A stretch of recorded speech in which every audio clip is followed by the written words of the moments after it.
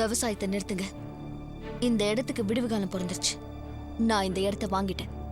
இங்க பெரிய IT park வரப்போகுது. ஏம்மா, இந்த மாதிரி விவசாய நிலத்தெல்லாம் நீங்க எடுத்துக்கிட்டா நாங்க எங்கம்மா போவோம்? நாங்க விதைக்கிற பொருளுக்கு எங்களாலேயே விலை நிர்ணயம் பண்ண முடியல. எந்த விவசாய நிலமும் எங்களுக்கு சொந்தம் இல்ல. எப்ப எங்க கையில இருக்கு, எப்ப எங்க கையை விட்டு போகணும் எங்களுக்கே தெரியல. இது என்னம்மா எங்க தலையெழுத்து? இந்த இடத்த நான் 3 கோடிக்கு வாங்க போறேன். நாளைக்கு ரெஜிஸ்ட்ரேஷன்.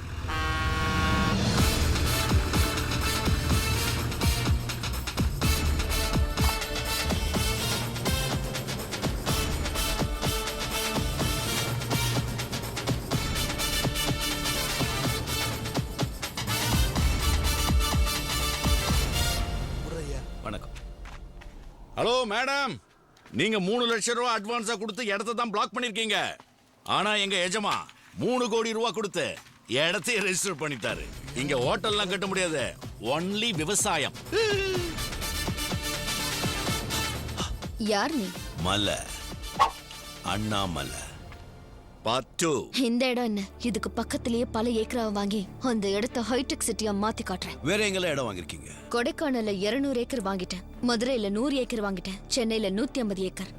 இப்போ இங்க தமிழ்நாடு பூரா இன்னும் பல இடங்களை வாங்கி காட்டுவேன்.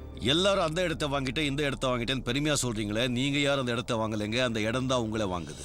இருக்கிற விவசாய நிலத்துல தரிசு நிலமாக்கி அதுல பில்டிங் கட்டி ஐடி சிட்டியா மாத்திட்டீங்கன்னு சொன்னா நாளைக்கு உங்க பேர பசங்க சாப்பாட்டுக்கு பதிலாக மாத்திரதான் சாப்பிட வேண்டியிருக்கும். உங்க மாதிரி பணக்காரங்க வீட்டுல பரிமாறதான் நல்லா இருக்கும், ஆனா ஏழை வீட்டுல சாப்பாடு நல்லா இருக்கும். ஒண்ணு மட்டும் புரிஞ்சுங்க, சாப்பிட்ட சாப்பாடெல்லாம் உடம்பு தங்கிட்டா உடம்பு கெட்டு போயிடும். சம்பாதிச்ச பணத்தெல்லாம் நீங்களே வச்சுக்கிட்டா வாழ்க்கை கெட்டு போயிடும். வாழு, மத்தவங்களை வாழ வச்சுட்டு வாழு, மத்தவங்க வாழ்க்கையை கெடுத்துட்டு வாழாத. கூட்டு கழிச்சு பாரு, கணக்கு கரெக்டா இருக்கும். என்ன உடம்பு உதறது இல்ல?